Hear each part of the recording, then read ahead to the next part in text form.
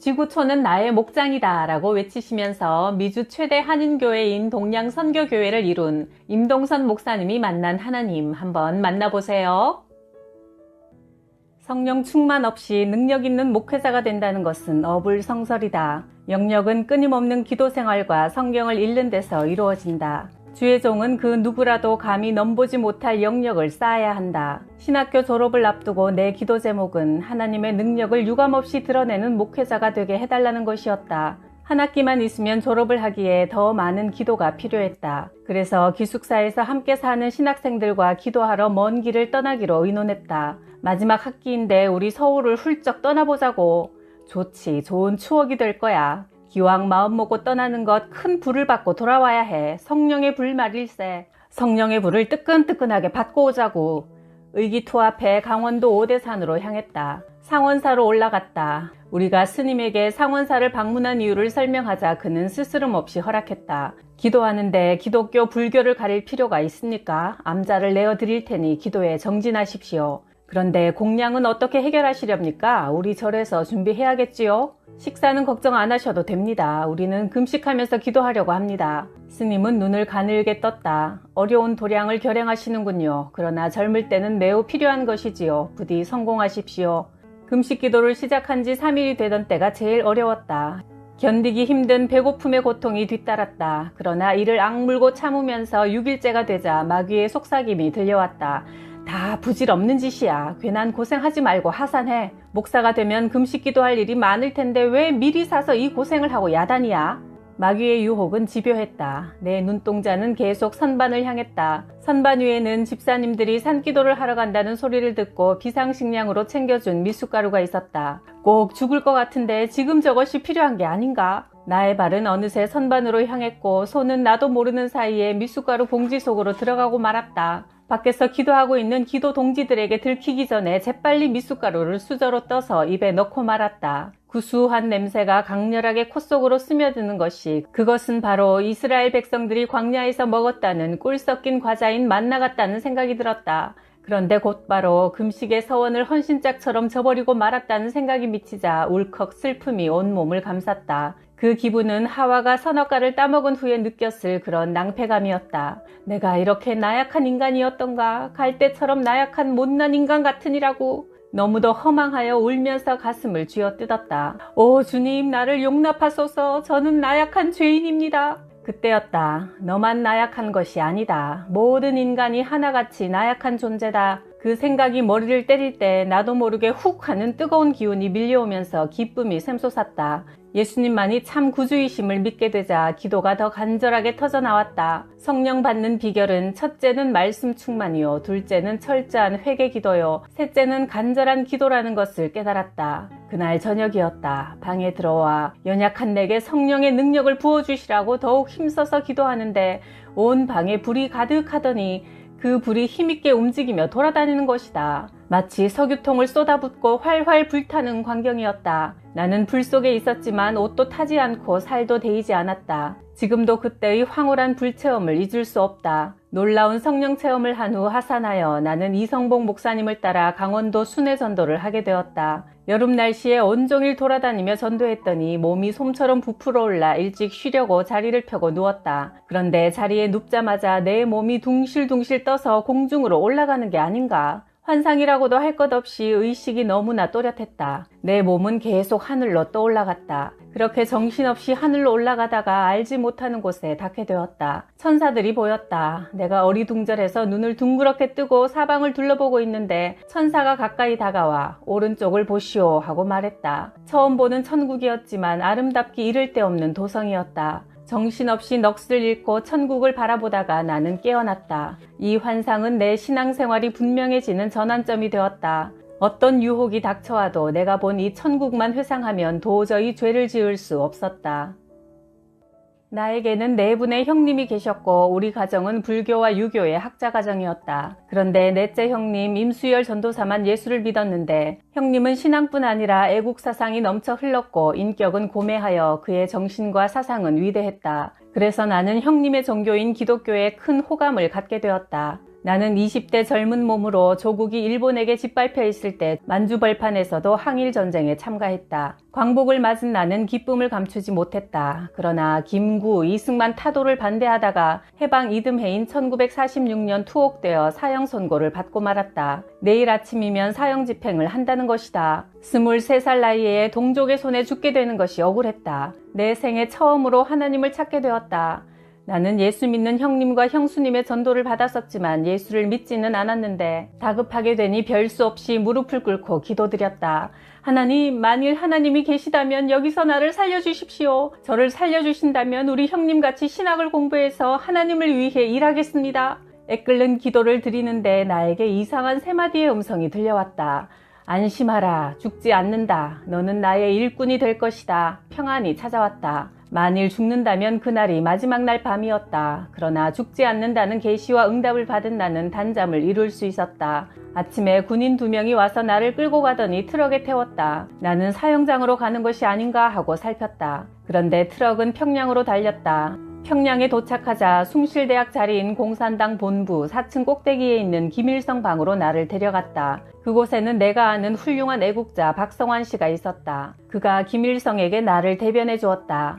임동선 청년은 남쪽 스파이가 아닙니다. 남쪽에서는 공산당으로 몰려 유치장 생활도 했습니다. 내가 잘 아는 청년입니다. 신분을 보장하니 이 사람에게 자유를 주십시오. 김일성은 껄껄 웃으며 말했다. 나는 동무 같은 훌륭한 청년들이 필요하니 내 곁에 남아 평양인민위원회에서 일을 하시오. 김일성의 말은 그대로 법이었다. 그러나 나는 김일성이 조국을 분탕짓할 몹쓸 잘하는 걸 알았기에 어떻게든 탈출하려고 이렇게 말했다. 이곳에서 일하는 것도 중요하지만 먼저 서울대학교에 가서 백남훈 교수 밑에서 경제학 공부를 하고 돌아와 충성하겠습니다. 당시 백남훈 교수는 일본 와세다 대학에서 정치경제학을 전공하고 돌아와 대학 강단에서 후학들에게 큰 영향력을 끼치던 분이셨다. 김일성은 쾌히 승낙하고 38선을 넘어갈 수 있는 증명서를 발급해 주었다. 나는 곧바로 남쪽을 향해 달렸고 38선을 넘는 순간 그 증명서를 빡빡 찢어버렸다. 선 하나를 넘는 순간 이제 나는 살았구나. 자유가 참으로 귀하구나 생각했다. 새가 새장에서 풀려나듯 호랑이가 철창에서 뛰어나오듯 그렇게 기뻤다. 형님이 재학 중이던 서울신학교에 다니며 송현 성결교회에 가서 열심히 예수를 믿게 되었다. 나를 죽음 직전 살려주신 하나님 앞에 충실한 종이 되기 위해 매일매일 성경을 읽고 찬송 부르며 기도했다. 이제 내 생명은 내 것이 아니라 하나님의 것이었다. 1948년 여수와 순천에서는 공산당 프락치들이 여수 반란 사건을 일으켰고 그 와중에 손양원 목사님의 2아들이 학살당했다. 그런데 손 목사님은 자기 아들을 죽인 원수를 양자로 삼았다. 이 사건은 한국 기독교사뿐 아니라 세계사에서도 보기 드문 일이었다. 그 무렵 나는 고향읍 교회에서 이런저런 부패한 탐관오리를 지적하면서 양심대로 살 것을 호소했다. 그런데 내 설교를 듣다가 한 사람이 슬그머니 일어나 밖으로 나가더니 얼마 후 정복 입은 순경이 들어와 소리쳤다. 설교를 중지하라! 나는 강제로 강대상 위에서 끌어내려졌고 트럭에 실려 서대문 경찰서로 넘겨졌다. 형사들은 나를 두들겨 패기 시작했다. 이 빨갱이 새끼, 여기가 어디라고 헛소리를 짓거려? 한바탕 메타작이 있고 나서 나는 경찰서 유치장에 갇혔다. 맞아서 퉁퉁 부은 얼굴로 3일을 감방에서 지냈는데 경찰관이 오더니 나가라는 것이다. 사건의 진상을 알아보니 한 경찰관의 횡포로 내가 희생이 된 것이었다. 그 경찰관은 교회 건물을 지서로 쓰려고 흥정하고 있었는데 교회가 사버리는 통에 흥정이 깨지고 말았다. 그 일로 어떻게든 꼬투리를 잡아 교회를 괴롭히려고 벼르던 차에 마침 내가 희생양이 되어 그 곤욕을 치르게 된 것이다. 그 후 6.25를 맞아 부산으로 피난하고 있을 때 마침 고향교회 교인을 만나 나를 못살게 굴었던 그 경찰관 소식을 듣게 되었다. 그 경찰관 병들어 죽었어요. 경찰관이 죽고 나서 그 장모가 딸네 집에 왔다가 또 알 수 없는 병을 얻어 자기 집으로 돌아갔고 경찰관의 2아이도 병이 들어 죽고 그 부인은 몸이 붓고 먹지도 못하여 자리에 누웠는데 동네 사람들이 그 여인에게 말하기를 당신 남편이 교회에서 설교하는 주의종을 잡아가더니 벌을 받아 당신 집안이 쫄딱 망한 것이요. 그러니 당신도 이 동리를 떠나시오. 여자는 반항 한번 해보지 못하고 병든 몸을 이끌고 동네를 떠났다는 것이다. 나는 그 이야기를 듣고 하나님 앞에 너무나 두려워 강단에 엎드려 울면서 기도했다. 아버지, 내가 나를 핍박하는 자를 억울한 마음으로 사랑하지 못하고 저주했다면 내 죄를 용서해 주십시오. 그 부인이 살아있다면 그 영혼을 불쌍히 여겨 구원해 주시고 복을 주시옵소서. 하나님은 살아계셔서 우리가 행한 대로 갚으시는 분이었다.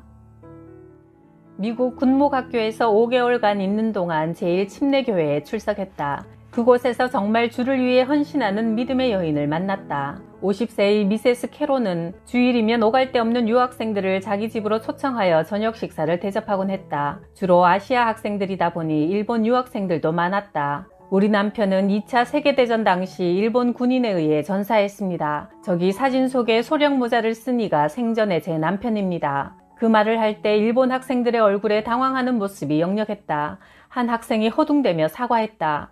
부인, 제가 일본을 대신해 사과하겠습니다. 용서해 주십시오. 그러자 부인은 황급히 손을 내저었다.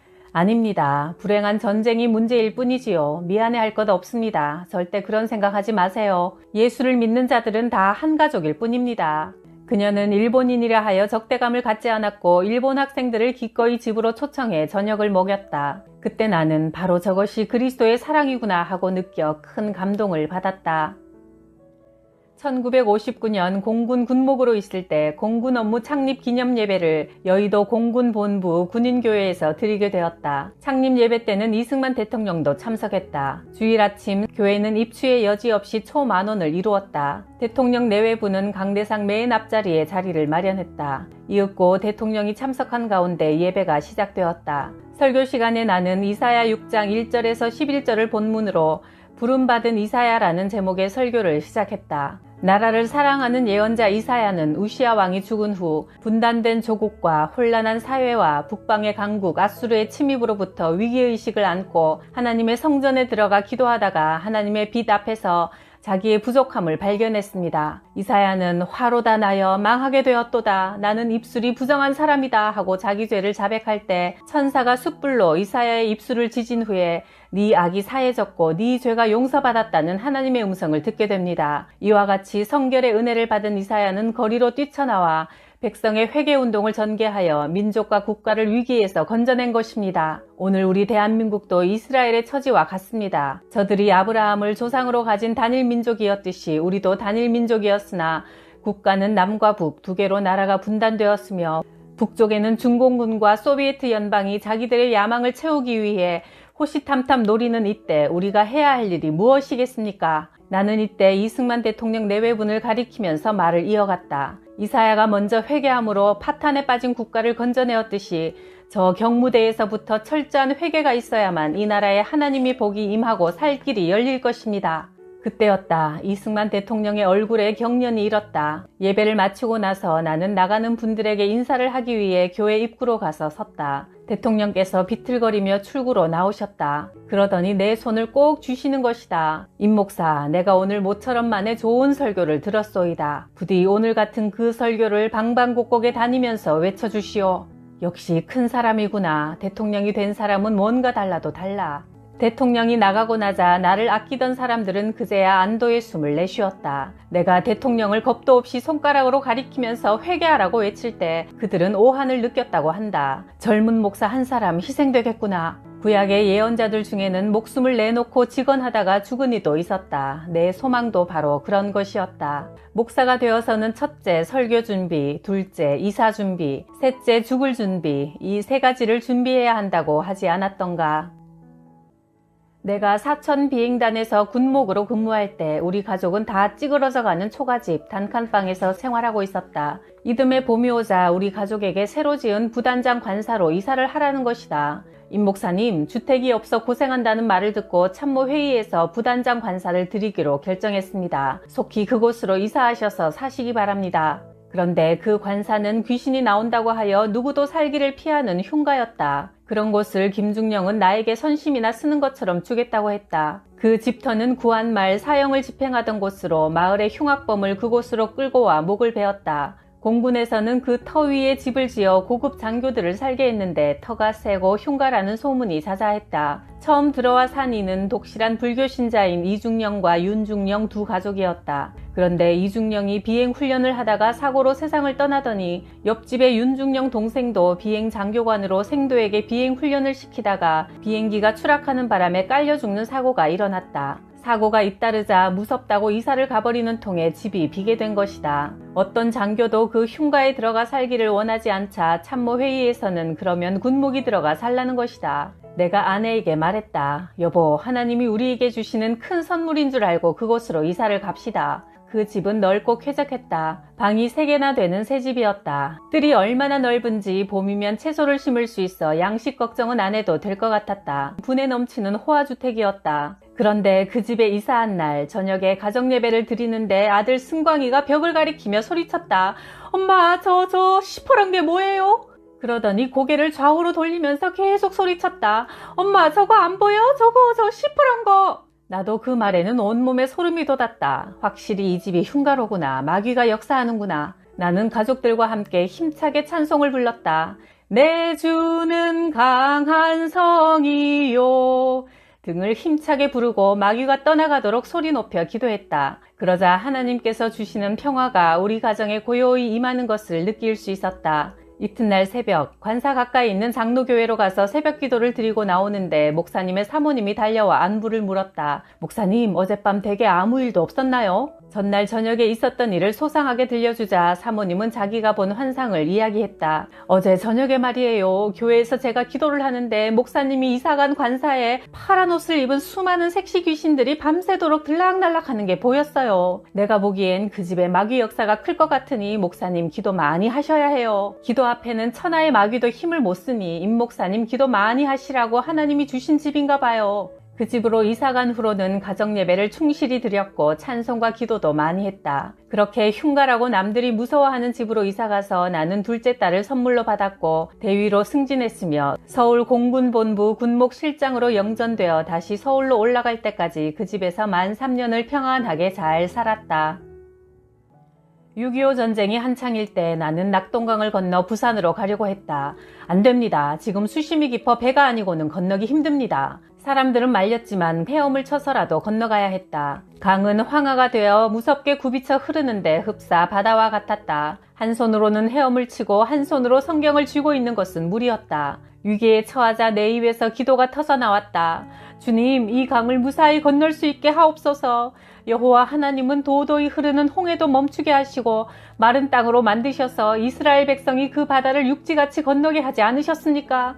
하나님, 나를 도와주십시오. 강 한복판에서는 온몸이 물에 잠겼지만 성경만은 놓지 않았다. 내가 이렇게 결사적으로 목숨을 걸고 강을 건너는 광경을 강 건너편 초소에서도 지켜보고 있었다. 내 몸이 물속에 잠겼다가 다시 떠올랐다가 계속하며 결사적으로 건너오는 모습을 지켜보던 두 경비원이 뛰어와 나를 붙잡아 일으켜서 내 신분을 확인하고는 박수를 쳐주었다. 강을 건너면서 나는 어찌나 힘이 들었던지 정신이 아득해서 강 모래 위에 벌렁 쓰러져 버리고 말았다. 그때 범람한 물속을 함께 동행한 성경을 아직도 나는 가지고 있다. 그 성경은 내가 처음 예수를 믿을 때부터 가지고 다녔던 것으로 신학교 때는 빨간 줄 노란 줄을 치며 장마다 빼곡히 적어놓아 내겐 목회용 대백과 사전이다. 미국 신학교에서 이 성경을 본 한 미국 교수가 의외의 제안을 했다. 이만하면 목회할 것 같으니 그만 묻고 합격시킵시다. 그 말에 내 성경을 펼쳐본 다른 시험관들도 공감하여 졸업고시를 만장일치로 통과하게 해주었다. 때로는 아내와 잠시 떨어져 있을지라도 이 성경은 5대양 6대주를 선교하러 다닐 때도 한 번도 내 손에서 떠난 적이 없다. 나는 저 하늘나라에도 이 성경을 들고 함께 입성할 생각이다. 주님의 말씀은 내 발의 등불이요 내 길에 빛입니다. 시편 119편 105절.